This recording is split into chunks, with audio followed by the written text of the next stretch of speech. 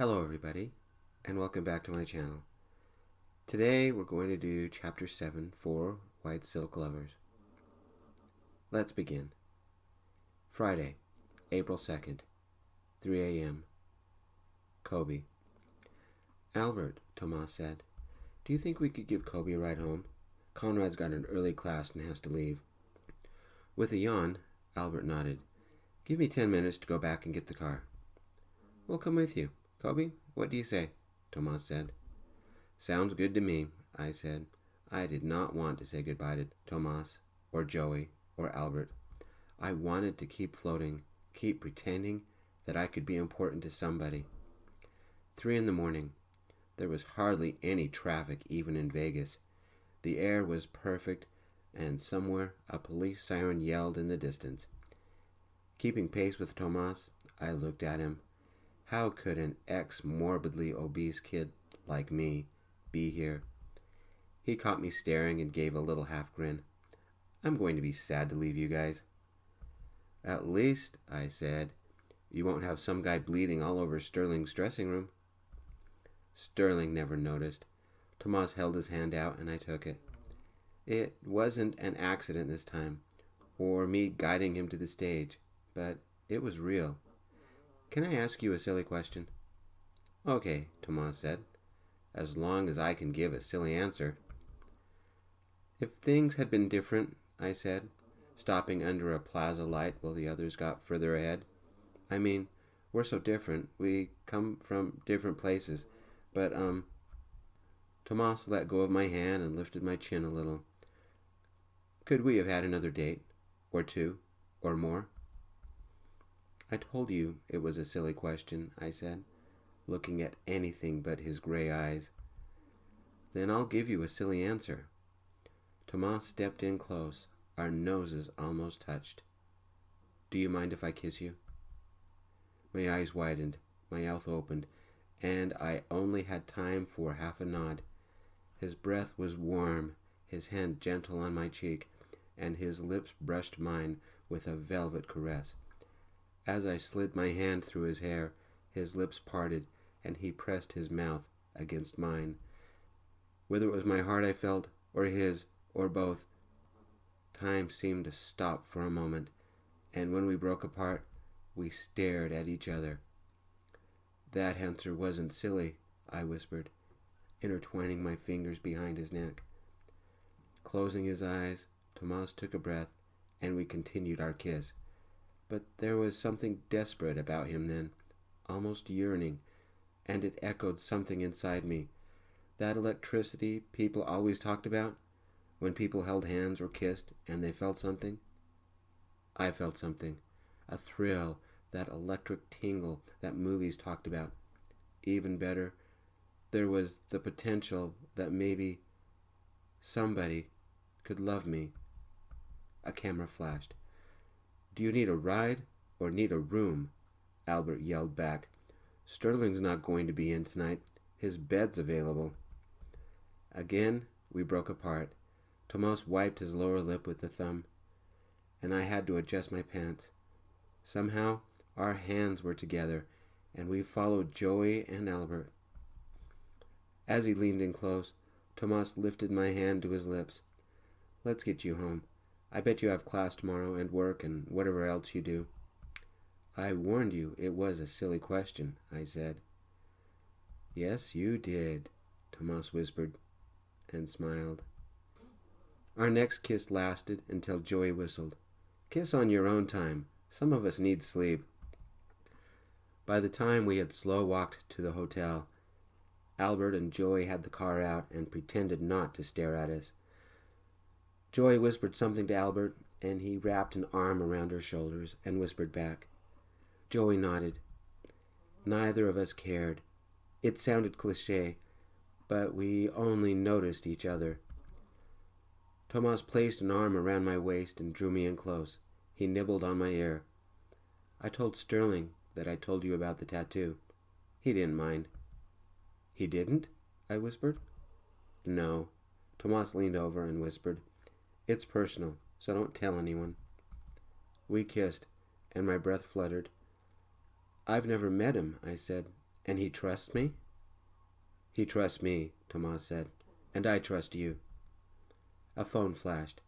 Kneeling in front of us, her phone out, Joey snapped another picture. Hand me your phones. It might be a while before you two can get back together. We did. She took pictures, and Tomas and I slid into the back seat. Albert closed the door behind us, and off we went through the dark streets until we got to the converted garage I rented, that I call home. We kissed in the shadows before Tomas climbed in the car and drove off. Maybe if my life had been different. Friday, April 2nd, 4 a.m. Tomas. After a concert, there's a head rush. Then the exhaustion hits. But not tonight. 4 in the morning, and I'm as awake as I would be right after a concert. I laid in the monstrous bed, staring up at the ceiling. When did they put mirror tiles on the ceiling? There I am, lying on top of the blankets, shadows hiding almost everything, except my face. It looked content. The emptiness that had been my constant companion for months had lifted. Turning on my side, I looked at the other half of the bed. What would it have looked like if Coby was there, sleeping? My private phone rang. Only 6 people in the world have the number, but I knew who it was before I even looked at the caller ID. Hey, you're still awake? I said. It didn't matter what time it was. I can't believe how good it feels talking to somebody. It's Coby. I only see his head and bare shoulders, but he's lying in bed. Sorry, I didn't mean to call you. I was looking at the number and programming your name in, and I guess my phone dialed. I swear I didn't mean to. I wasn't asleep anyway. You didn't pick up the song we worked on, did you? Coby arranged a pillow and propped the phone up against it. No, I forgot. I wrote down all the changes when I got home. I could text them to you or something. That would be great. We can compare ideas. Any vestige of the emptiness was gone. We chatted about music, about food, about nothing until 6. Functioning on 2 hours of sleep, I went to the morning meeting and somehow forced myself to pay attention. Kelly was right. If I had to live in this prison for another year, maybe I could make some adjustments. To make any adjustments, I had to know what was going on. I read through every memo, every tour date, every schedule. Most were set in stone, but some things weren't. I started small. Maya was in charge of my wardrobe. A tall woman, she had wanted to be a fashion designer in a previous life. While everyone talked about logistics, I turned to Maya. Can we make a couple of wardrobe changes before the next show? I asked. Les listened in, but didn't say anything. After last night, that didn't surprise me. Jerry noticed us and leaned in as well. I don't see why not, Maya said. The fans would hate this. Electric blue spiked hair, pants that don't castrate me with every step, and no mesh tank. Something more stylish, a plain black t-shirt with a custom leather jacket. Not a 50s kind, but something modern, not black though. Maya looked up at Les and Jerry. They both shrugged and got back to stage dynamics and how they relate to the setup in our next stop. Give me some time, Maya said. She found me an hour later and showed me a sketch she made of the new look.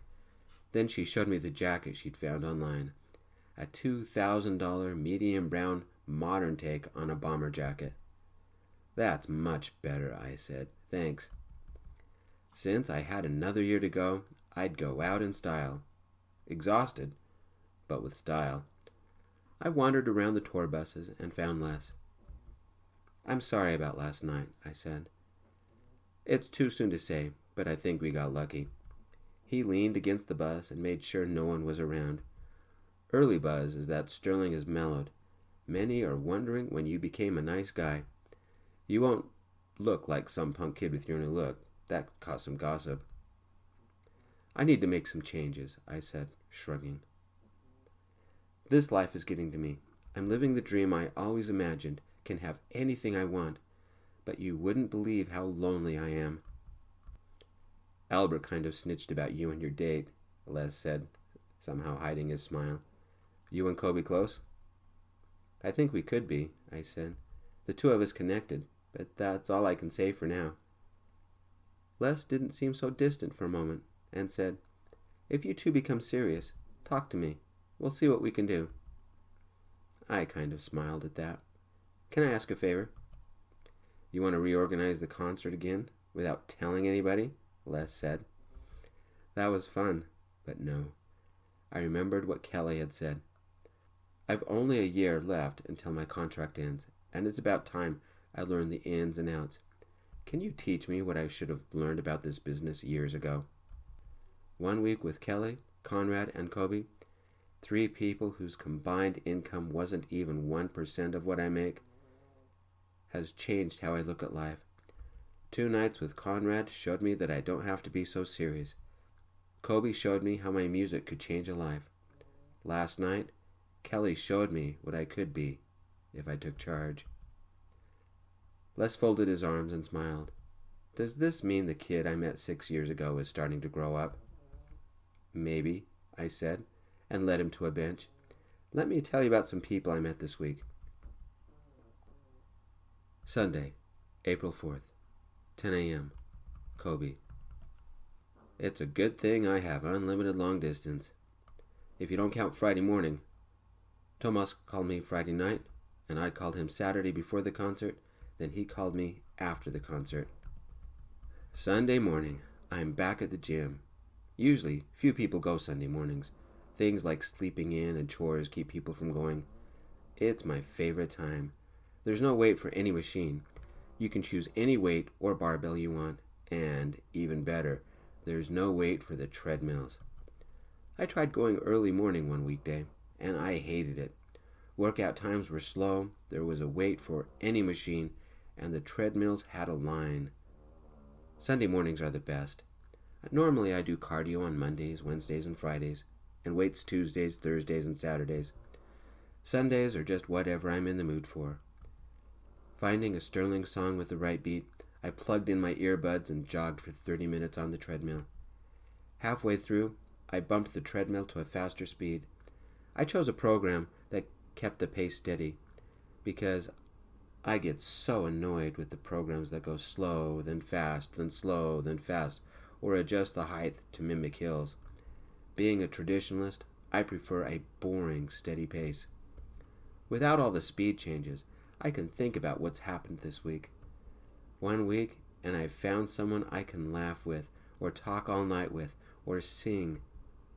My 30 minutes ended, so sweaty me walked back to the scale, kicked my shoes off, and weighed myself. Success. I am a pound lighter than last week. 9 to go. Coby Wood? It's a woman, a little shorter than me, Caucasian, brown hair, brown eyes, and a white polo and khaki shorts. She had an expensive-looking camera around her neck and a pad of paper at her side. "You're Coby Wood, right?" She set the paper on a bench, held up the camera, and aimed it at me. "Just a minute," I said. "What are you doing?" "Monica Larson, freelance journalist. I'm here to interview you." This must be some kind of joke. Looking around, I see if Conrad is around, or anybody I know, but I'm alone in the gym. "Why?" "Human interest piece," she said, and lowered the camera. "Sterling Locke mentioned you on stage. Well, your first name anyway. He said you lost a lot of weight, and you were front row, close to the area designated for press. I thought there might be a story here, so I've been hunting you for 2 days. Let me tell you, it's not been easy. You try looking for somebody knowing only their first name." "How did you find me?" I said. She nodded at the wall with my picture on it. "I've been to a lot of gyms. Can you help me out?" Just a minute," I said. I left my shoes and walked into the men's room. It's empty. Keeping my voice low, I called Tomas. He picked up on the 4th ring. I don't give him a chance to say anything. "Help." Sunday, April 4th, 10 a.m., Vegas time. Tomas. "That is a good way to start a conversation," I said, stepping out of the meeting I was in. We have a daily meeting, even on Sunday. What's going on? Some journalist lady wants to interview me about Sterling, Coby said. Almost whispering, he told me the story. I had to chuckle. Ambushed at the gym by a reporter. Poor Coby. Okay, I have a friend who might help. I peeked into the meeting and called out Jerry and covered the microphone on my phone. A journalist has cornered Coby and he's wondering what to do. Remember, he believes Sterling and me are two different people. Why do you do this to yourself? Jerry smiled like it's some kind of joke. After I handed him the phone, Jerry realized that Coby called me on my personal line. Jerry's smile turned into a frown. Coby, I'm Sterling's agent. I'm glad you called. Here's what I want you to do.